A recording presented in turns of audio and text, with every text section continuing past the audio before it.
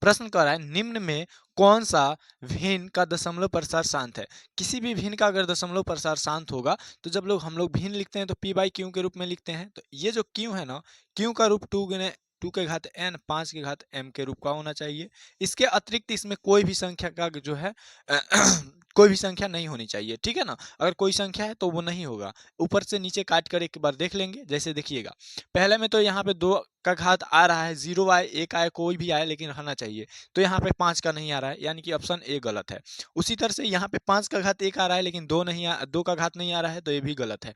तीसरा में 2 का घात आ रहा है, 5 का नहीं आ रहा है, तो ये भी गलत है। अगर ये चौथा डी में आइएगा तो देखिएगा, ये 5 का घात 3 का यहाँ पे 2 का घात 2 आ गया है, यानी कि इसके रूप का है। अब हम क्या करेंगे, यहाँ से एगो 5 से एगो 5 तिहाई 15 काट देंगे, क्योंकि यहाँ पे तब 5 का देखिएगा क्या हो जाएगा, 2 का स्क्वायर गुने 5 का स्क्वायर गुने 5 लिख सकते हैं ना।